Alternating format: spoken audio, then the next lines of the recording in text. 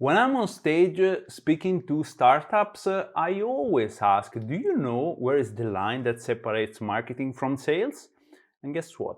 Silence. Nobody knows the answer. If you don't know me, my name is Andrea for leadsandconversion.com, and I've been working with companies like yours since 2013, helping them to increase their revenue.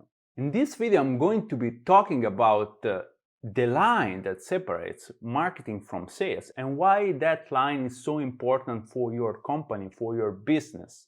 As a matter of fact, lots of companies operate ignoring this line, and this leads to overlapping between marketing and sales activity that really doesn't help the company to grow. So I want to show you here a practical example that will help you understand why this line is so important and why it is important to keep marketing and sales separate. So here you see the representation of a sales funnel. And this is nothing unusual. You should know this stuff if you are in sales or marketing. So you have lead generation, then you have to segment the leads you put in the funnel, then you have to submit a proposal because otherwise you can't sell. And then you have to follow up on the proposal, and then you eventually make a sale. And you see, you may have different source of traffic. You can have web search. Usually this is quite a big source for many companies. Then you have web direct and social media. You can have other type of traffics, like even cold calling, but cold calling usually comes already in this part of the funnel because it is a sales activity, and everybody knows that cold calling is a sales activity. Now, to drive these people in the funnel, you usually use a customer persona, which is developed by the marketing team, and this customer persona is part of a larger niche, which in turn is part of the entire market. So far, nothing new. This is stuff you should know. Now, these people here reach your funnel because of your content marketing effort or because you put paid ads in front of them, okay?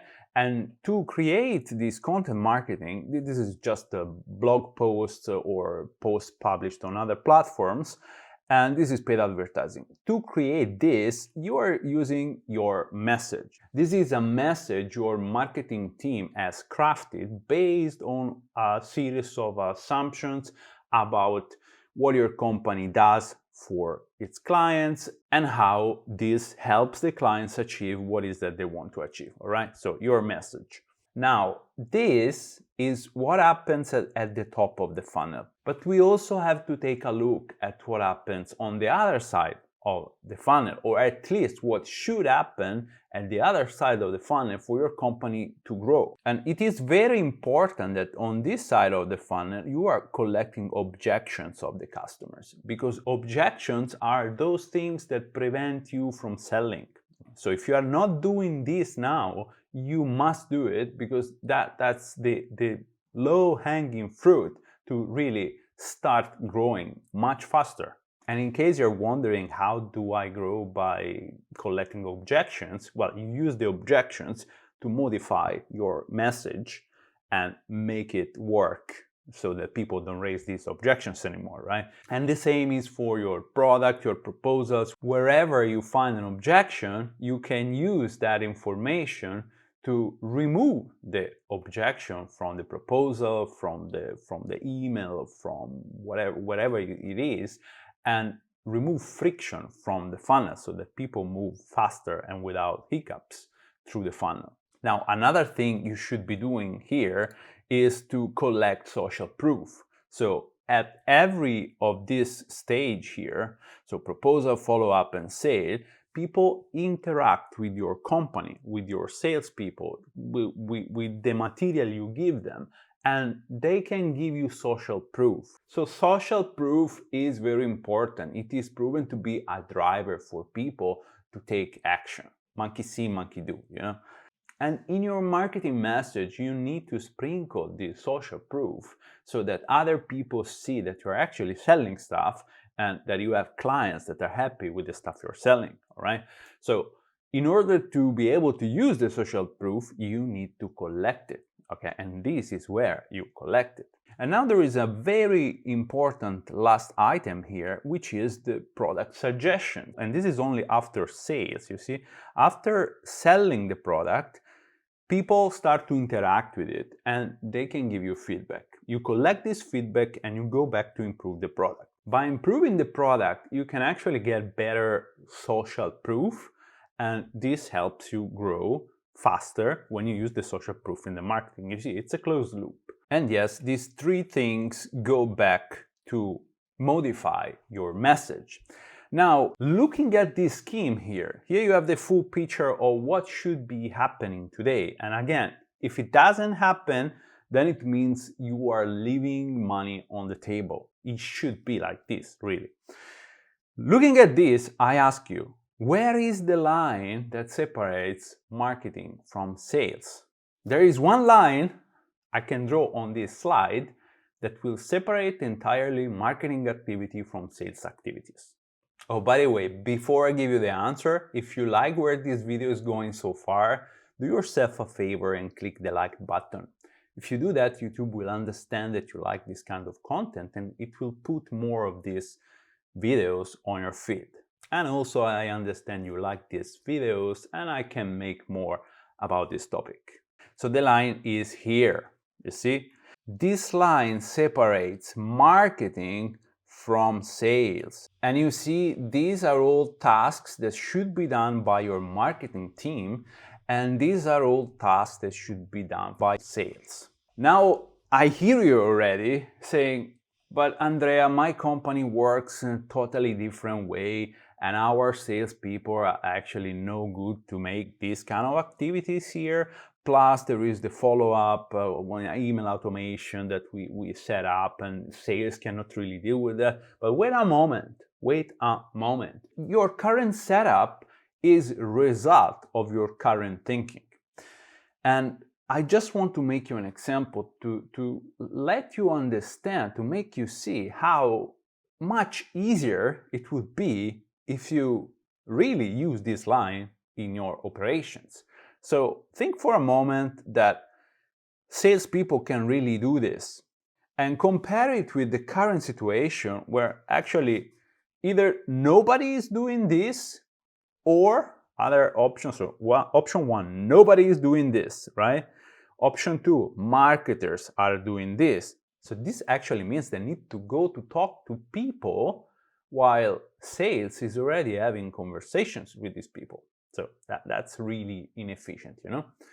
And third option is that you have to hire a person or a team, an agency, to do research for you, to go talk to your customers to collect social proof, objections, and product improvements. How crazy is that? Believe me, there are companies that do this. They hire external professionals to go make the research for them when their own salespeople are talking to customers every single day. So wouldn't it be more efficient and effective to empower salespeople and even to hire salespeople who are capable to do these basic tasks, but really give them tools to carry out these simple extra questions and collect social proof and collect objections and collect feedback about the product? I mean, this is really easy. So all these salespeople really need is a system that your company is giving them to do these tasks. And they are totally capable of doing them because these are easy tasks, actually. And I know now you may think, well, salespeople, they just want to make calls and they don't want to bother doing other tasks. They will never accept this model. But let me tell you something. Again, these are the salespeople you hired. And if you hire them with the agreement that they're paid on commission on their sales, of course they want to make calls, all right? So this is one thing. So you can change the agreement. And second, even without changing the agreement, the moment that salespeople understand that these activities will make it easier for them to convert prospects into customers, well, they will do this because they can make fewer calls and get better results. because they have now social proof in the marketing, they remove the objections, and they have a better product. You see? So it takes a little bit of time to start this new way of selling, if you want, but it pays off real quick. And on the other side, you have the marketers. So now the marketers have much less work because all they have to do is to bring leads in the funnel. All the marketing team should do is to bring eyeballs to the product, to the company, to the funnel, and that's it. So now their job is much easier. It's much more clear and it's not convoluted anymore, so they can focus really on bringing traffic and creating leads. So there is one thing I want to stress here. Marketers should never commit the capital C number 1 and capital C number 2, which you find in this video here, which is bringing traffic that is not relevant and forcing people to leave an email, so forcing people to become leads. This is wrong. So you have to avoid this from happening if you switch to a model like this. So what I suggest is that you agree with your marketers that only sales qualified leads count to the quota of leads generated. So these leads need to be good enough that sales can work with them, all right? Now, I don't want to go into the details of how to structure the follow-up funnel. There are other videos for that, but here the point is simple. Marketing brings the leads and sales work the leads, because that is what sales is taking a person and helping this person moving through the funnel. That is exactly the definition of sales. So then the question is, how do we start this thing?